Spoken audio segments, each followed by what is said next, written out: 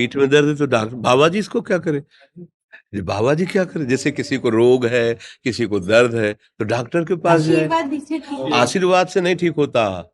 देखो बस वही समझ में नहीं आता, इसी भटकाओं में सब भटक रहे हो। कोई जंतुर बांध देगा, कोई आशीष, इसीलिए तुम सब अच्छे कर्म करो। पूर्व के पूर्व कर्मों के पाप से हमें दंड मिलता है। अच्छे कर्म करो, नाम जप करो, माता पिता की सेवा करो, सद्भाव से चलो। अभी ये कर्म नष्ट हो जाएंगे, किसी से जंतुर बंधवाने की जरूरत नहीं, किसी से आशीर्वाद मांगने की जरूरत है। अब नाम जप ना करो, खाओ मुर्गा मांस, पियो शराब, करो व्यभिचार करो, तो बाबा जी आशीर्वाद दे दे तो कोई आशीर्वाद काम नहीं करेगा। दुर्गति होगी यहाँ भी और वहां भी। हमारी बात समझो। अब जरूर बुरा लगता है, सत्य विषय बुरा लगता है, पर अगर बच्चा सावधान हो जाओगे तो सुखी हो जाओगे। कोई भी हो, हम किसी एक के लिए बात नहीं करते, सबके लिए करते हैं। सब भागते हैं इस बात में कि बाबा जी आशीर्वाद दे, रोग रहित हो जाओ। कभी नहीं होगा, कभी नहीं होगा। तुम्हारे आचरण ठीक होंगे तब तुम्हारा सब काम बनेगा। हाँ अब देखो ना, खा रहे हैं जीवों को उबाल उबाल करके मांस, पी रहे हैं शराब, कर रहे हैं बेविचार, बुद्धि भ्रष्ट होगी और नष्ट होना पड़ेगा, क्योंकि आचरण गलत है। कोई आशीर्वाद किसी का काम नहीं करेगा। आप अच्छे आचरण करो, माता पिता की सेवा करो, परिवार की सेवा करो, समाज की सेवा करो, नाम जप करो। शरीर में कोई छोटे मोटे कष्ट आवे उनको सह जाओ, आगे चलकर आप देखो कि कैसी उन्नति होती, अच्छा होगा, मंगल होगा।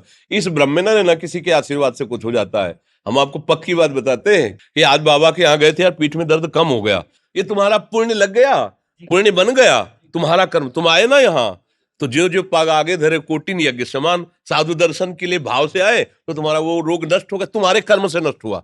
तुम सत्कर्म किए ना, उससे कर नष्ट हुआ। बात समझो बच्चा, आप हमारे घर के हो सब।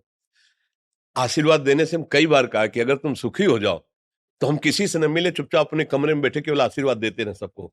लेकिन नहीं सुखी होगे, सुखी होगे तुम अपने कर्म से।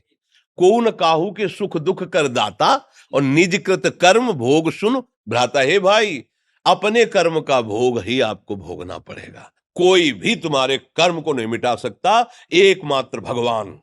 एकमात्र भगवान, मेरी बात मान लेना। उनकी शरण में और नाम जप करो, सब ठीक हो जाएगा। तुम्हारे भजन से होगा, तुम्हारे अच्छे आचरण से होगा, तुम्हारी धार्मिक प्रवृत्तियों से होगा।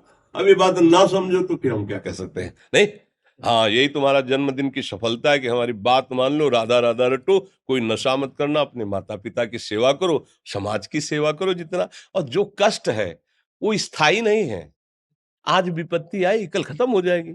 अभी दिन है, फिर रात आ जाएगा, रात है तो दिन आ जाएगा। ये क्रम चलता रहता है, हमें निराश नहीं होना। सूरवीर योद्धा की तरह हमें जीना है यार, कायर की तरह नहीं जीना है। जी ठीक है।